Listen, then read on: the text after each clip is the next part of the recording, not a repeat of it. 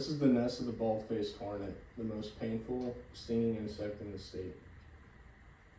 According to Texas A&M, these nests can fit up to 400 worker bees, including the queen, so just like above. They keep insects at bay, such as flies and other smaller plant-eating insects. To help understand these things, we have to understand what it'd be like to live in their lifetime, which is only about a year. The nests are built by the queen at the start of each year after the winter when she wakes up. After she collects the materials, she lays the eggs in the nest, which produces the first generation of worker bees, which are all female. From start to finish, it takes 24 days to hatch and grow into an adult worker.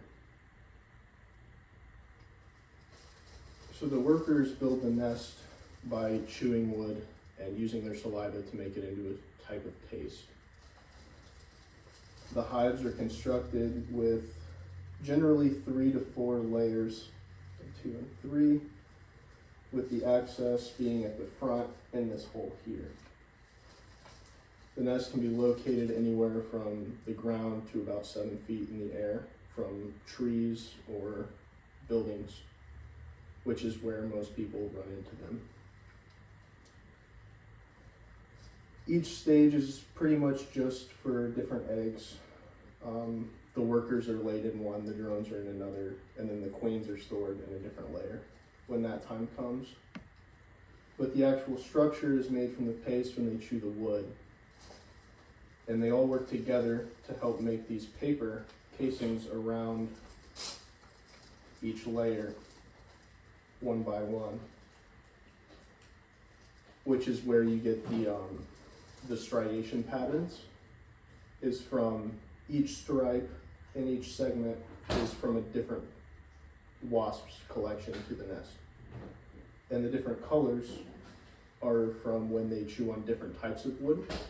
So one tree will be this darker color, and if one goes out and chews a different tree, it could be this lighter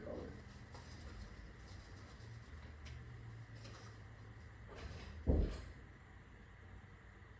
So after each year, and the queen has laid all the eggs and they go through a successful year, after the start of the winter, around later fall, she begins to lay drones, male drones and female workers, in order to produce the next wave of queen bees,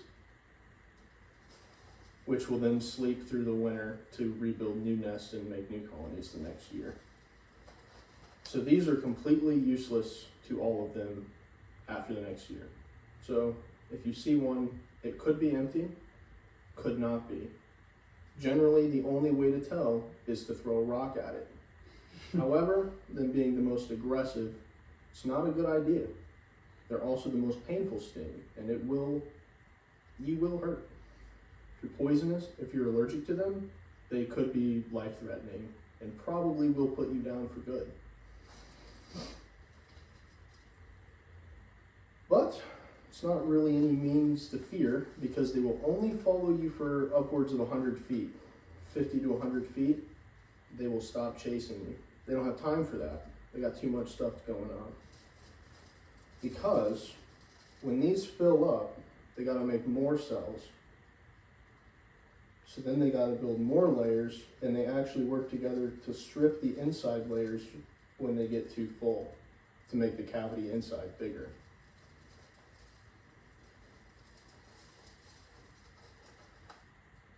However, when you are that close, you may notice the lack of flies.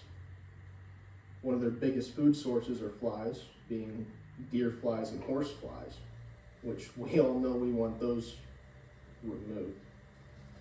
So they're not all bad. They also keep aphids down and caterpillars, which help with gardens and other floras.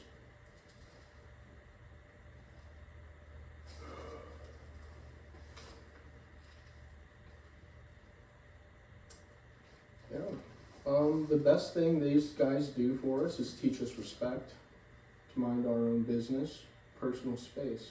Sure, we've all thrown rocks at wasps before. Doesn't usually end well.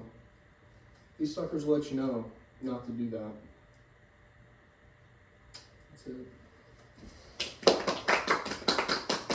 Thank you.